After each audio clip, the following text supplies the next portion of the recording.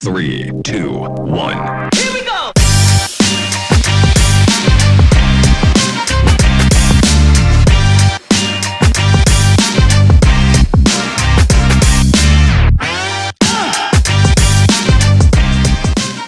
It's lap number 12 here for the Women Shifting Gears virtuals. It's crazy to think that we're already at this moment, and what a way to kick this off with Bogi Lateiner.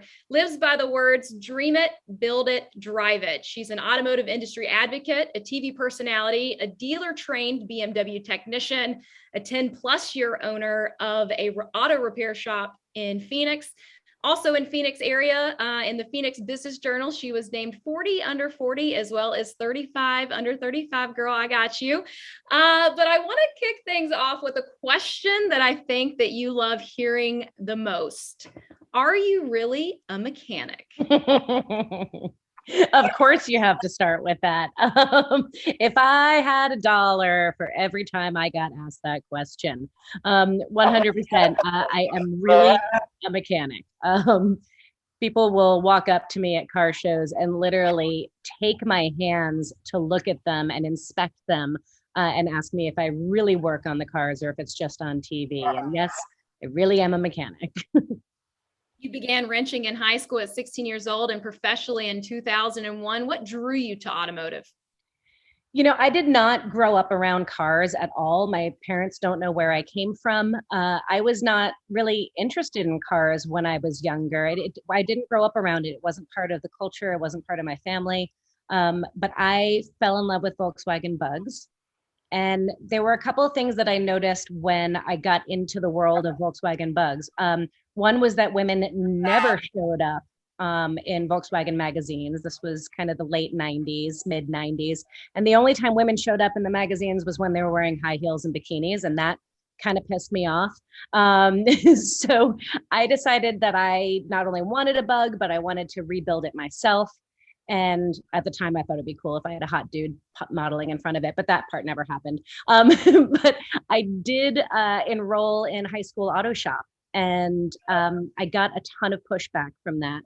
And the more I was told that I shouldn't do it, or that I can't do it, or that I don't belong, the more it made me want it. I've always been that stubborn type who says, "Tell me I can't, I'll show you I can." And so it started out not really because I loved cars or loved working on cars, but it started out because I wanted to prove a point, and I was digging my heels in, and I took auto shop and rebuilt my Bug from the ground up. And in the process of that, fell in love with working on cars. So that's kind of how that happened. Video of your first build here in just a second, but as you were coming off kind of doing what others thought that you couldn't, I saw a video of you mentoring some of the younger kids that might step foot in the automotive industry. And one of their questions was, you were talking about how there's always going to be people that are going to bring you down. So how do you personally manage criticism? You know, it's in our lives everywhere, regardless of whether you're in the automotive industry or wherever you are, right? In life, there's always those crabs that are trying to pull you back down, mostly out of jealousy or whatever their own stuff is that holds them back in their lives. And I think part of it is just remembering that when somebody's trying to drag you down, that's not about you. It's about them. And it says more about who they are than who you are. And I think as much as there are always going to be naysayers in the world, there's also wonderful allies and wonderful supporters. And the challenge is finding those people and just getting laser focused on those people so that their voice is the loudest. And it's not always easy. Like realistically, we can know all of that intellectually, but I'd be lying if I said there weren't days in my early career where I locked myself in the women's locker room at the shop and cried because it was hard. It's, I can't say that it isn't hard because it is, but you focus on the positives, you focus on the good people who are cheering you on and supporting you. One of those positives was definitely the Chevy Montage. So we're going to take a look at the video now. As a reminder, go ahead and get the questions into the chat. This is an engaging women's virtual, women and men's virtual. So pop on in there and we'll get to those, but let's kick it off with a video on the Chevy Montage.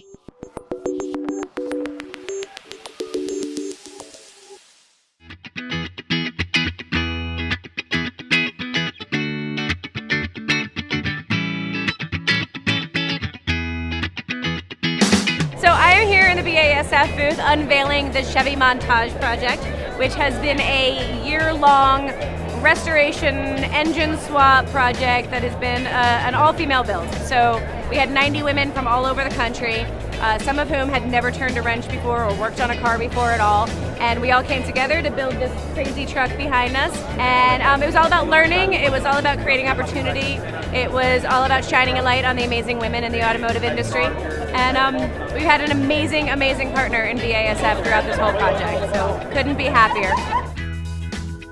Whenever I was approached with being a painter for this build, it was definitely really overwhelming. Like, I didn't know, I doubted my abilities, I doubted, I didn't know if I could do this. Whenever I actually got out to Phoenix and met with everybody and got to see everything, and I just felt a lot more comfortable, a lot more accepted. Meeting a lot of these women was definitely inspirational, and it gave me a lot of motivation to just keep pushing through any doubts that I had. So BASF, I cannot express my gratitude to BASF enough. They, from the get-go, saw what we were trying to do to promote the trades, to promote women in the trades, to pass the torch to the next generation. They really believe in that, and so instead of just being a sponsor, they were a partner, and they helped me bring this project to even bigger and better than I ever thought it was going to be. They were right there with me every step of the way and believed in me and believed in the build. So I'm indebted to them. BASF allowed us to come down and do a custom color mix session. So we mixed 3 custom colors, and then we presented it out to the interwebs and let everybody choose what color this should be painted. I was kind of rooting for the purple initially because purple's kind of my color, but I was so thrilled that the teal won. I think it's beautiful. We've named it Tenacious Teal, which is, I think, is appropriate because all the women who worked on this build and made it happen are certainly tenacious. The Chevy Montage journey does not end here at SEMA. We have a lot of crazy plans for what's going to happen to this truck. We've documented the entire build process and all of the interviews with the women. So we plan on a lot of fun things. We're releasing the women's stories, a collection of who they are and how they got in the industry and what they're doing in it. But we also plan on taking this truck around and using it as a tool or a vehicle, if you will, to really promote the trades and really attract women into them.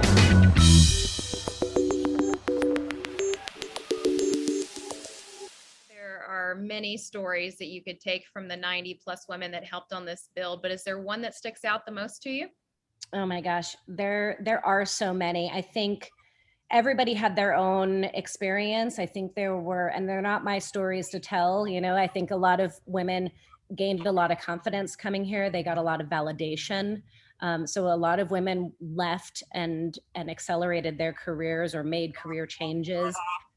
I would say probably the most impactful was a woman who, and I feel comfortable sharing the story of hers because she's shared it on a stage as well, is that she came out in between chemotherapy treatments.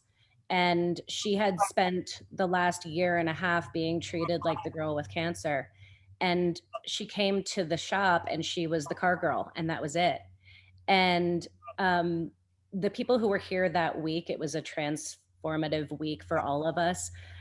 She spoke at a conference and said, the doctors cured the cancer, but the all-female build saved my life. And I can't say enough how powerful this experience is for people. She is now cancer-free in total remission. She had been given a 5% chance of surviving the next 5 years, and knock wood, she's doing amazingly right now. Her father came up to me at the unveil and just with tears in his eyes looked at me and just said, "Thank you. I can't thank you enough." I think that encapsulates it the best out of anything. We're going to continue to move through your different builds, but coming off of that, have you thought about what you want your legacy to be?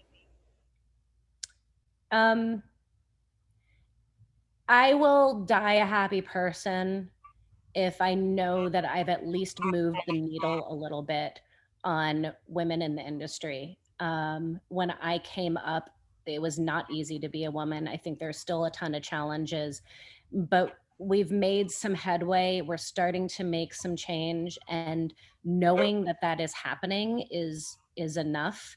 I would like for what I do to not be necessary, right? I'd like to see the day when what I do isn't needed because people don't think twice about a woman who welds or a woman who works on cars or a woman who paints or does body work, where I'm not a female technician, where I'm just a technician. And that's where I'd like to see us go. I don't know that that's going to happen in my lifetime, but I would like my legacy to be that I fought for it with every fiber of my being and helped make the path a little easier for those who come up after me. I think we can all give a little clap to that one. I want to go now over your right shoulder. You moved into your second build, the high yellow. Talk us through that one. So High Yellow 56 kind of came around a little bit organically. We had actually planned a different build that is underway now. The truck behind me was actually bought by one of our newbies who had been involved in the montage. And she decided that she wanted to tackle it as a project of her own. And I supported her and let her use the space, and I was going to help her out. And we found that a ton of the women who'd been involved in the Chevy Montage really wanted to be involved in this one too. So they kept reaching out and saying, can I come to the shop and help? Can I come to the shop and help? And so suddenly this other truck became an all-female build. And we said, well, why don't we just embrace it? Let's bring it to SEMA as well. Let's go for it. And that one was done on a very truncated timeline. It was done in 5 months with about 60 women. Insane. It was fortunately a little bit of a simpler build. We didn't put a Chevy in it or a BMW in it. We put a regular Chevy engine in it. So it was a little bit easier, but still an insane accomplishment in such a short amount of time. It's actually a good question. Do you ever feel like your projects are complete? No, I don't think anybody does. It's interesting. When I did the montage, I thought that all of the mistakes, all of the challenges, all of the little imperfections, all of the stumbles that we had along the way were because I didn't know enough, or I wasn't smart enough, or I wasn't a good enough leader. And all I saw were the mistakes. And people don't talk about this, right? But I started speaking with other builders at SEMA and telling them about my challenges and feeling so inadequate, inept, I was putting so much on me. And then I talked to these other builders and they're like, oh, please, we set a guy on fire building our vehicle, right? Like their stories were dramatic and huge. And it was really interesting to realize that that is normal, that builds are never done, that even the best builders look at their projects and see the imperfections and that's all they see.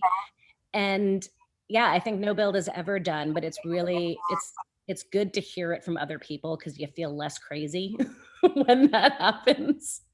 I was going to save questions to the end, but I just want to point out a comment that Tessa had on the imposter syndrome. And I am in such a male-dominated industry and debuting a build at SEMA. Do you think some of that pressure is internal of, hey, do I belong here kind of thing?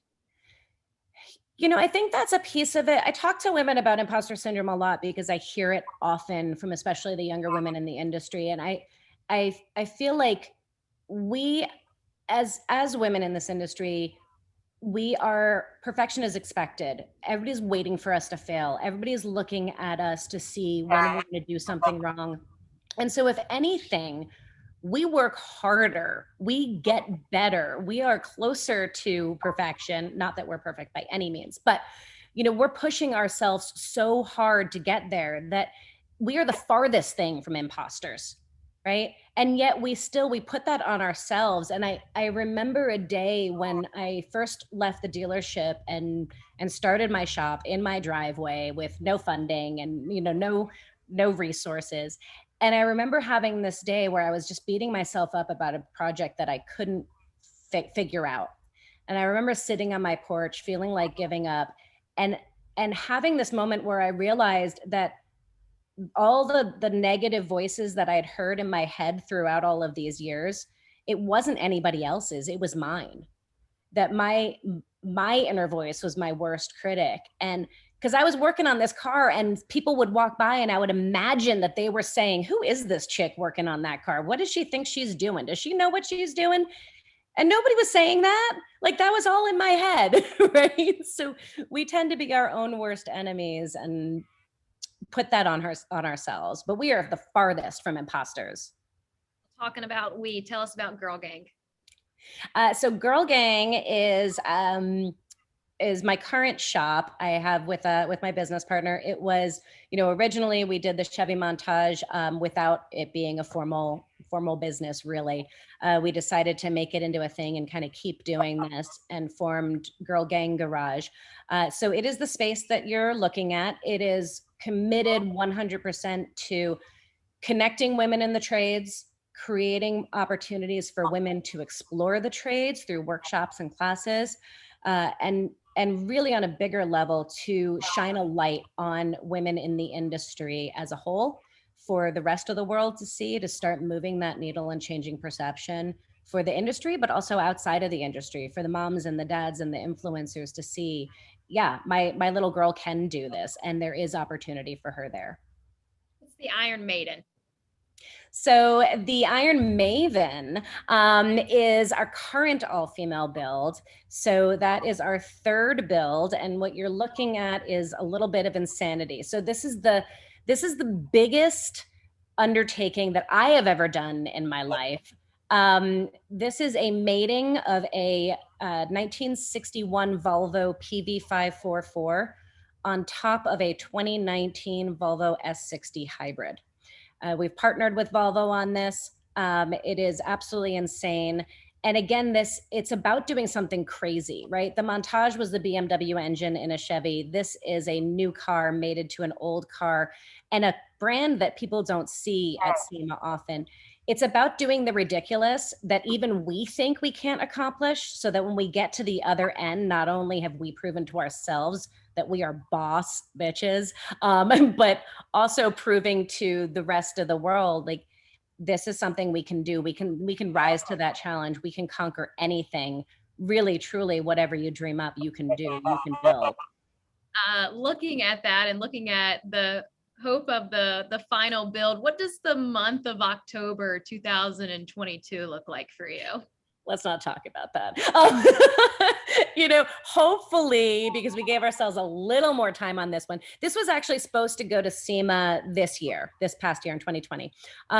We decided to push it back for a number of reasons. COVID had really restricted people's travel, and our partnership with Volvo kind of came in late in the game, and we wanted to do it as big and bad as we could, and bring in as many pieces of the technology of a modern vehicle. So it's going to really have all of the bells and whistles of a modern car under that 1961 body. So we decided to push it back and really do it up big. So we have a jump start on it this year as opposed to the other builds. But yeah, October is always insane. Anybody who's done a build for SEMA knows that crunch time, you don't sleep for 5-6 days at a time, and that is normal. During the Montage, there's stories from people saying they, walked over me while I passed out on the floor for an hour, and it was the first time I'd slept in days. So it's going to be crazy, but we're going to do it. We're going to survive it. Well, I'm not sure you sleep anyhow, because in all of this that we talked about also being a TV personality, but it's not just the personality. You were able to take your talents to the Garage Squad this season. What was that like?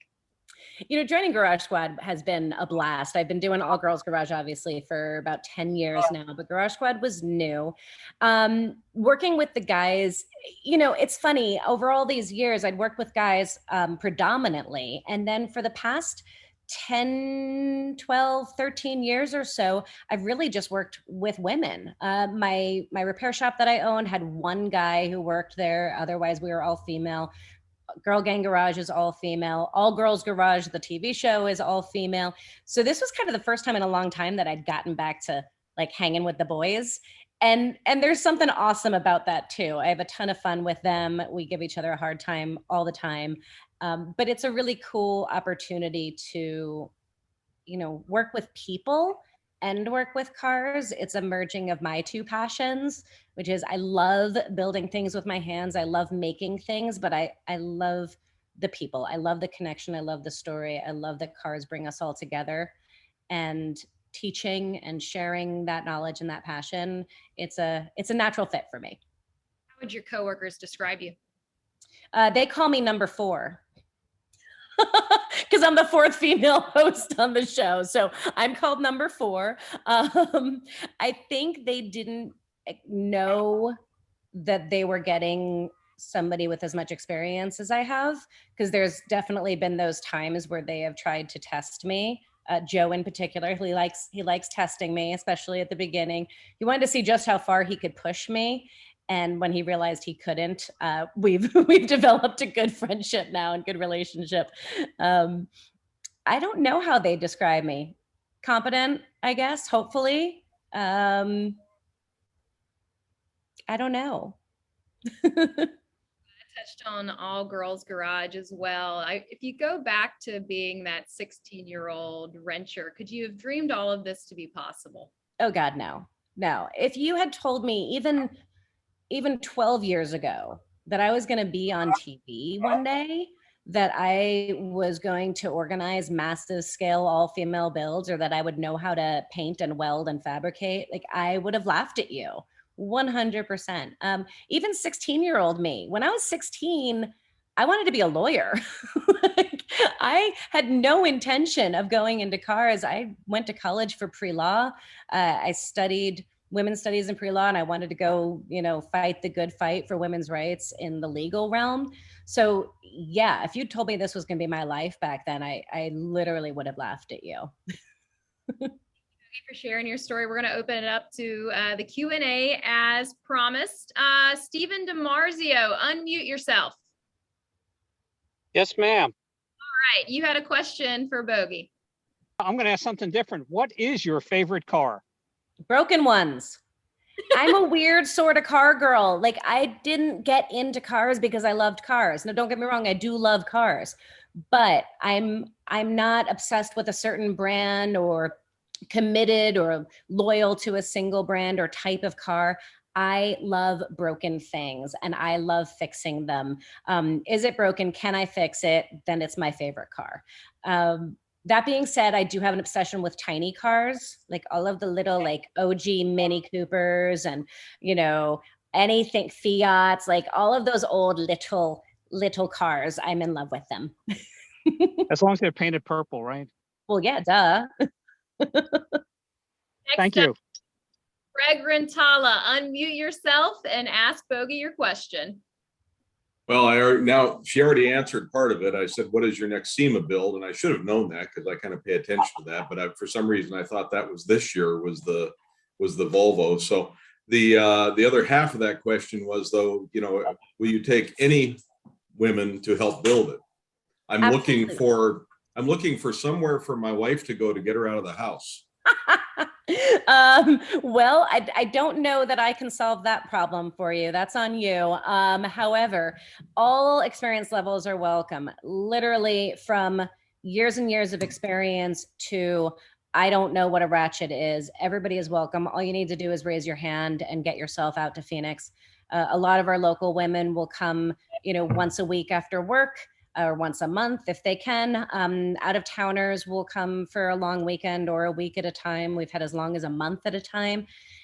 We've had women from as far away as Alaska and as close as Tucson or in Phoenix, obviously. So women come from all over, and really the only requirement is that you come willing to get dirty, come willing to share your knowledge, come willing to learn new things and push yourself beyond what you even think you're capable of. And yeah. McVell, it's your time to ask Bogi your question. First off, Bogi, thank you so much for everything you do. Secondly, I'm an apprentice mechanic at a middle age, so I'm a little unique there. I have a hard time remounting tires because I'm not in that good a shape. Have you ever encountered that, and what have you done? Yes, I've definitely encountered that. That's actually a story that I tell often about how The guys in my shop used to just stop and gawk and stare at me because I was doing it so differently than everybody else did. Because my strength is not in my arms, my strength is in my legs, like most women. And the reality is there's multiple ways to do just about anything, and you have to find the way that works for you. Work smarter, not harder. Use tools. Like, I will get up on the tire, my knee is on it, my arm is on it, I'm using a double tool, especially those low profile run flat tires. Like, they're a pain. Knowing that they're a pain for everybody, like the guy techs complain about low profile tires too. So you're not alone in it. Use the tools, do whatever works for you, and know that just because it looks different than everybody else is doing doesn't mean it doesn't work. You just find the thing that works for you. Thank you. Thank you. Zoe Carmichael. Hi, Bogi. It's great to talk to you.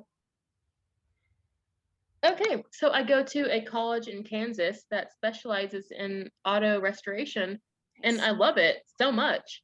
But I'm one of the only few women in the program, and I kind of feel out of place there.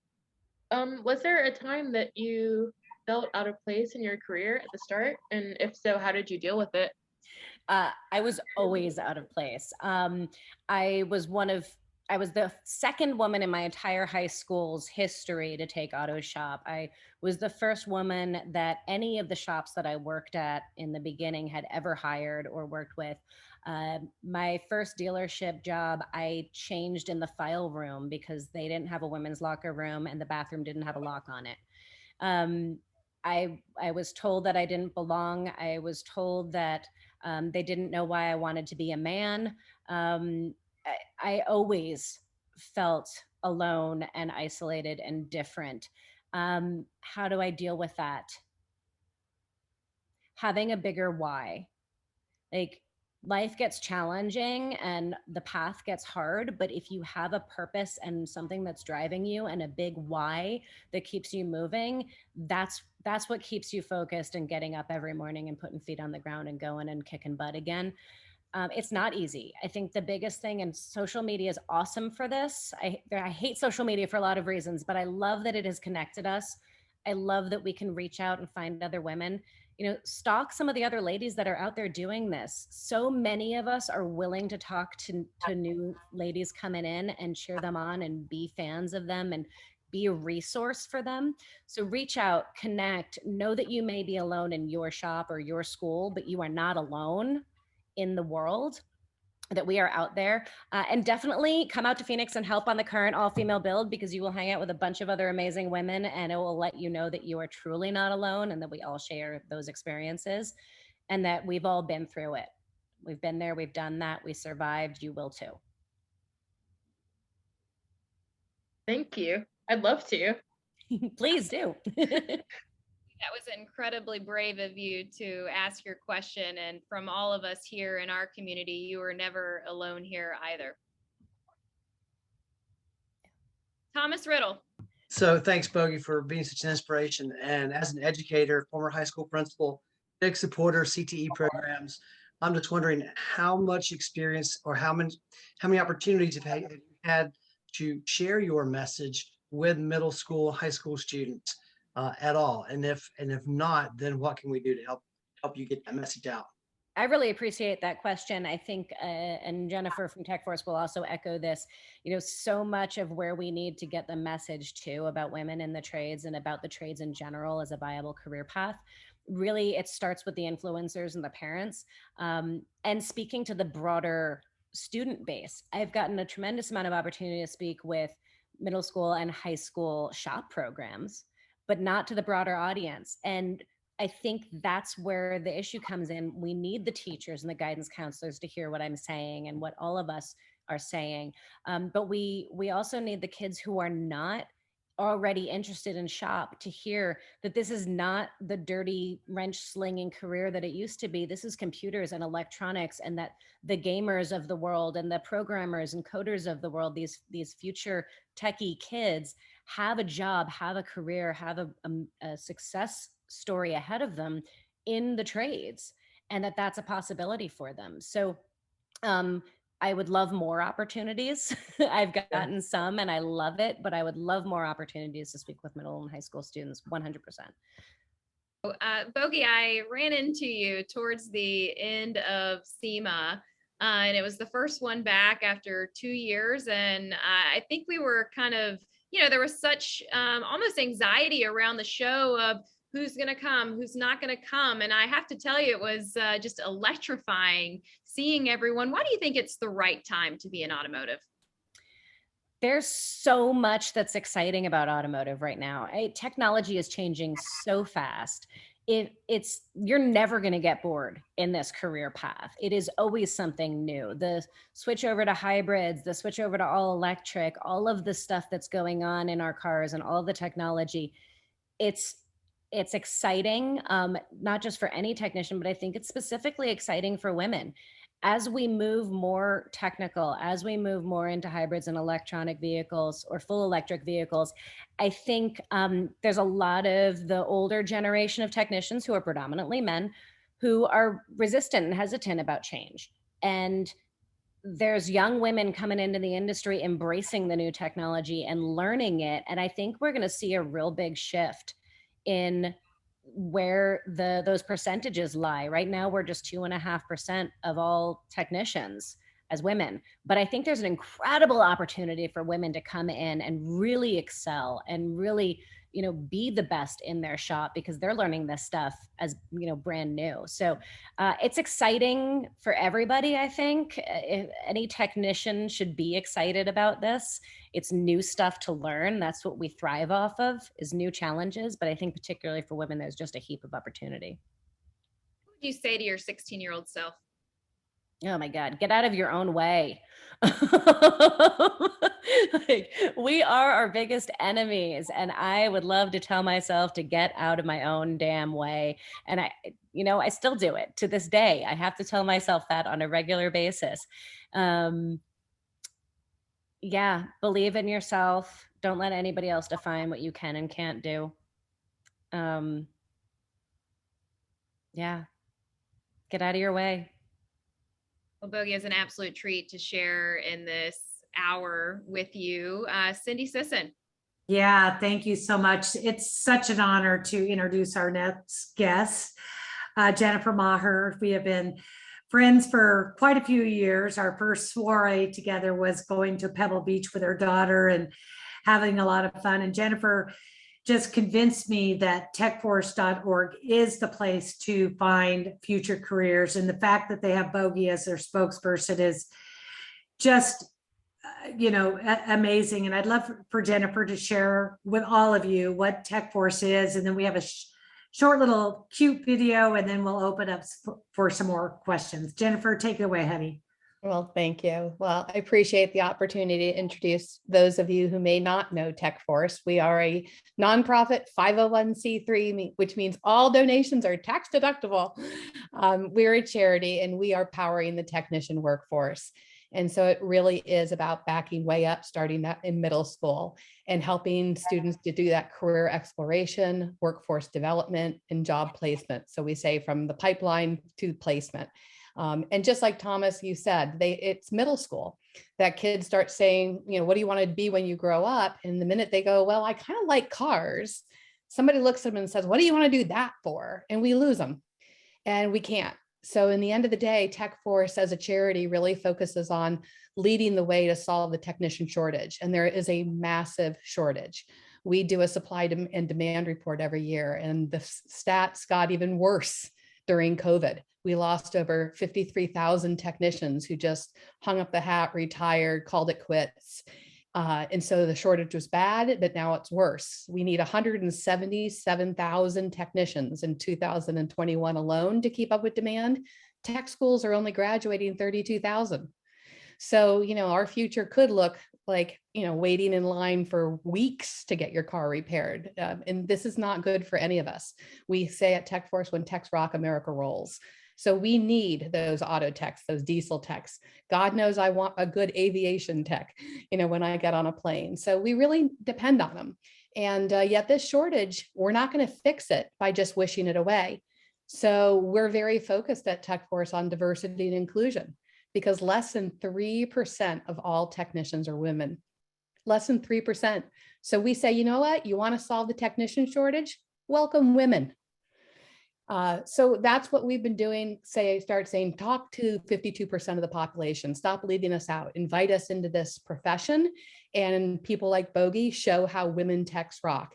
And that is our initiative. And you can see very clearly why the minute I saw Bogi years ago, I'm like, I need you.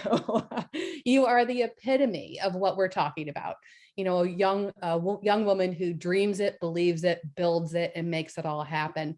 And to be that inspiration, because it is hard, but when you see success, then you are a role model.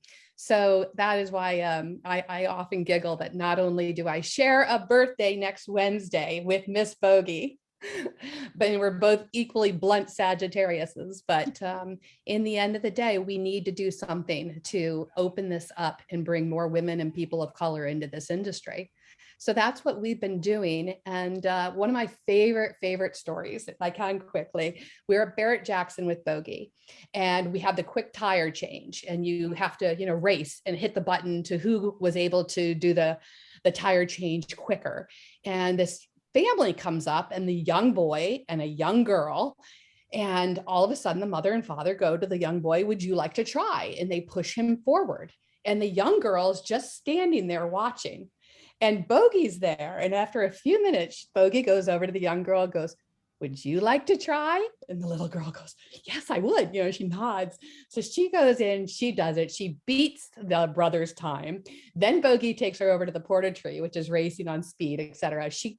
She sets the new record for all the adult men, right? I mean, so she's just rocking it, but they stayed for over an hour in this STEM career center. And this little girl, just by the time she left, she's looking at Bogi waving, you know, like she just changed her whole life. So we can make a difference. We can change this. And I do think the time is right. So that's what TechForce does. It boggles my mind how hard it is for this industry to think of us as a cause. It's easy to donate to dogs and puppies and kids. But as soon as we start to say we're a charity and we need you to play a role in the life of a future tech, people's head kind of cocks like, huh? Well, how is that charitable? So we need to do a lot of work, because in the end of the day, we need workforce development, and this industry needs good qualified techs. So that's what we do. And if you don't know us, please come join us. We have a social network that's called jointechforce.org. If you go to that URL, y'all can create a profile as enthusiasts and just play a role in the life of a future tech. Donate, whether it's $100 or $500, be a TechForce champion, or volunteer, and we'll hook you up with a group of kids, and you can take them to Cars and Coffee, or, you know, show them and share your passion. So that with that, I just thank you for having the time here. And Zoe, if you want to come out to the build, you email me at jmaher@techforce.org, and we will help you get that plane ticket. This is an example of how Bogi helps TechForce and so many others by talking about women techs who rock. Women techs rock. Okay, I might be a little bit biased, clearly, but seriously, women techs do rock. And when I was coming up in this industry, my generation, my mom's generation, it was super uncommon to see women working with their hands, working on cars or trucks or welding or fabricating. But nowadays, there are more and more ladies out there just rocking it every day, building stuff, fixing stuff, making stuff. If you're a woman who likes to work with your hands, you like taking things apart, you might just find that there's a really, really awesome career in the transportation industry for you. I'd encourage you to check it out, because women techs, we kind of rock.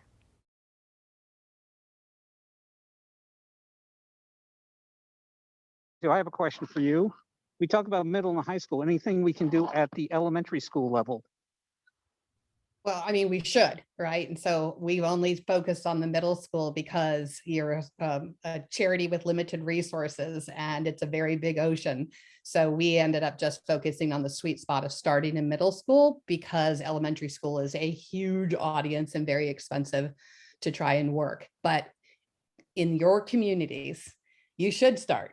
I would say that that's what we try to do, is connect volunteers like you all with anybody. So if you have a school in your neighborhood and it has elementary school kids or homeschoolers who care about cars, let us help you connect them, because we shouldn't be ignoring them. It's just that, and again, trying to focus on your sweet spot. That's why we say middle school. But the reality is you get them excited in elementary. That really, truly is. And I want to echo what Jennifer said and spin it a little bit differently too. Like, no one person, no one organization is going to fix this problem, right? We have a major problem in this country right now.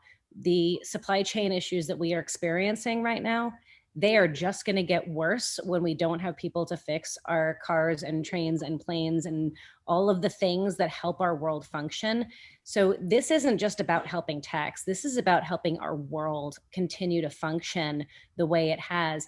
And no one person, no one organization is going to fix it, not for the tech force in general or the technician force in general, but for women as well. And it takes every single one of us reaching out to your high schools and your middle schools and your elementary schools and speaking to the guidance counselors and inviting kids out to see your car collection or your shop or whatever it is you have, or bringing them to your work with you and exposing them to this career path.